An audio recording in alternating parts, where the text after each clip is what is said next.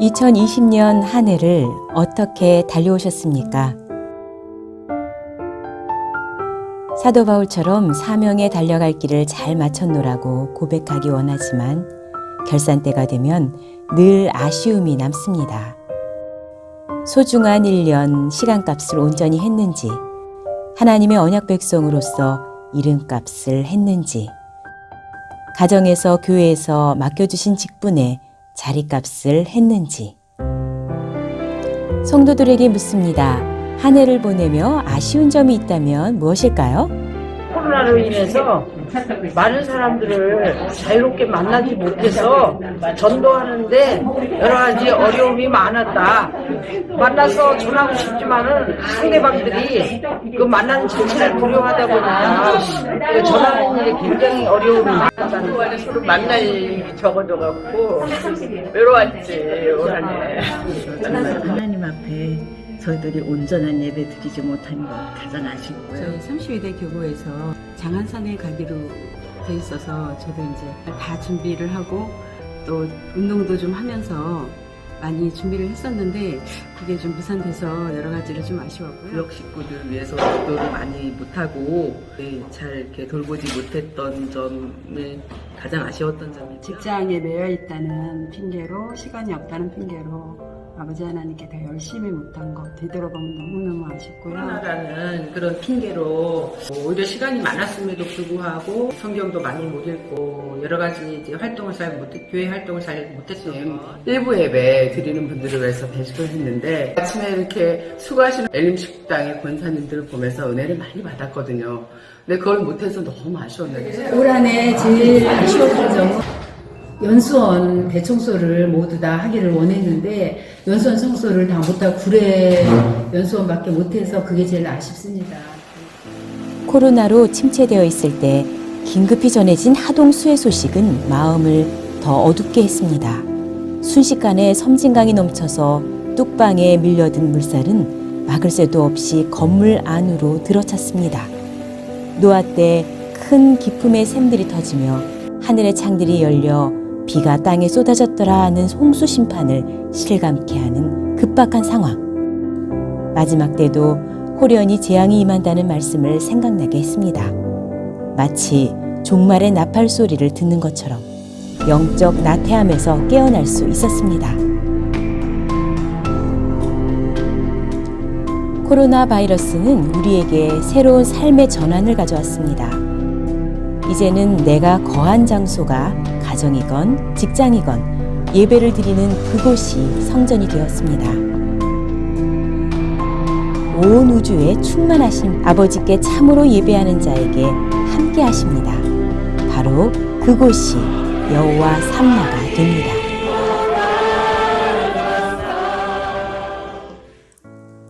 구속사는 한치의 오차도 없이 정확한 하나님의 시간표대로 쉬지 않고 흘러가고 있습니다.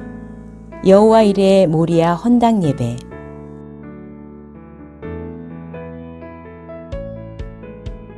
평강성도 하계 대성회,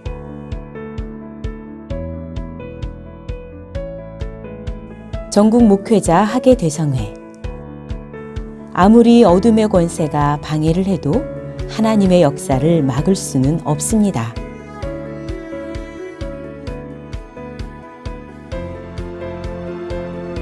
믿음의 가정을 세우는 경건한 결혼식도 계속해서 진행되었습니다.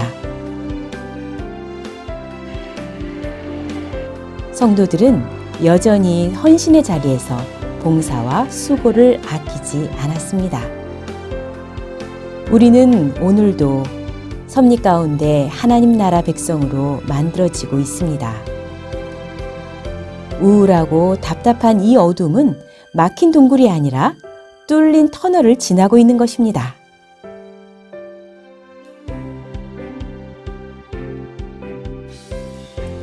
우리는 지금 하나님의 시간을 살고 있습니까? 쉬지 않고 일하시는 하나님의 열심을 따라서 우리도 일하고 있습니까? 하나님께서 기뻐하시는 열매가 있습니까?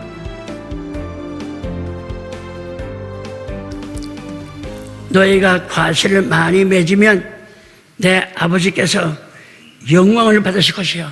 성도 여러분들이 말씀대로 살아서 열매가 있으면요, 하나님께 영광 돌리는 삶이야.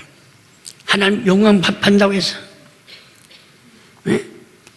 너희가 과실을 많이 맺으면 내 아버지께서 영광을 받으실 것이요, 너희가 내 제자가 되리라. 열매 없으면요, 여러분들 예수님의 제자가 안 돼. 열매가 없어. 좀 가짜야, 날라리야. 세례 요한도 이미 도끼가 나무불에 놓였으니, 이미 도끼가 나무불에 놓였대. 열매 맺지 못한 나무마다 다 찍어 파친다고 했어. 그 마태 3장 10절 말씀이야. 누가 3장 9절 말씀이야. 도끼가 나무불에 놓였대. 열매 맺지 못하면 그 도끼로 나무뿌리에 찍어 방아치다는. 이 개인마다 가정마다 열매가 있어야 돼. 열매가. 성도들에게 묻습니다. 올 한 해 감사한 것이 있다면?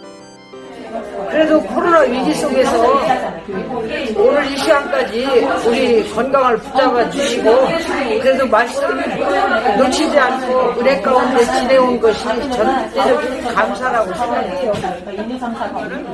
그래도 여기저기 돌아다니지 못하니까 시간이 많아서 딴 때보다 성경도 더 보고 속사도 더 볼 수 있었다는 거. 그거 그냥 타이반 자이반. 어려운 일 당하거나 좀 힘든 일 당할 때 기도할 때마다 응답해 주시면 정말 감사드립니다. 둘째 아들이 회사를 그만두고 여와일에도 가고 하동 작업 봉사 가고 이런 게 너무 감사했어요. 정말 돈 주고도 바꿀 수 없는 귀한 경험인 것 같아요. 저희가 이제 이런 코로나 사태를 겪으면서 많은 그 교회들이 지탄의 대상이 되고 이런 과정에서도 저희 평강 성도만큼은 순종하는 모습을 보여주고 또 우리 교육장님들이 돈을 먼저 보여주시는 그런 모습들이 너무 감사해서 사실 우리 새신자들한테 평강 성도는 좀 다르다라는 얘기를 제가 많이 들었어요. 너무너무 감사하고 어려운 가운데서도 보람 있었던 것 같습니다. 개인적으로 너무 가고 싶었던 지리산 갈 수 있게 해주셔서 너무 감사한 마음으로 지금까지 아주 기쁨을 가지고 살고 있습니다. 시간이 많다 보니까 말씀을 많이 듣게 되고 구속사를 많이 읽게 돼갖고 정말 하나님과 한 걸음 더 가까워진 것 같습니다. 살아계신 하나님의 말씀, 구속사의 말씀을 만났다는 것, 특별히 에스겔 성전에 대해서 배우고 있다는 이 점이 너무나 감사합니다. 그 기쁜 마음에 저는 이제 집은 파준데도 불구하고 정말 오는 길이 너무 가볍고 즐겁습니다. 감사합니다. 또 감사한 것은 다시금 이렇게 귀한 눈물 나요. 교회 나와서 이렇게 예배드리고 찬양하고 봉사하고 마음 놓고 신앙생활 한다는 것이 이렇게 귀한 줄 다시 깨닫게 해주신 것에 다시 감사드립니다. 올해도 하나님께 오직 감사뿐입니다. 2020년 하늘 소망으로 붙잡아 주셨기에 참고 견디며 이겨낼 수 있었습니다. 속상한 일로 눈물 짓고 기도하는 순간은 하나님과 가까워지는 경건의 시간이었습니다. 예상치 못한 큰 시련과 아픔은 더 강한 믿음으로 거듭나는 훈련의 도구였습니다. 하나님께서는 더 높은 경지의 신앙을 요구하고 계십니다. 과연 나는 하나님 나라에 들어갈 자격자가 되는지 겸허히 자신을 되돌아봅시다. 이제 회개와 감사로 한 해를 마무리하며 앞으로 나아가야 할 길을 믿음과 소망으로 바라봅시다. 지금까지보다 더 크고 놀라운 하나님의 새 일을 기대해 보시기 바랍니다. 반드시 여러분의 가정마다 상상도 할 수 없는 크신 축복으로 채워주실 줄로 믿습니다.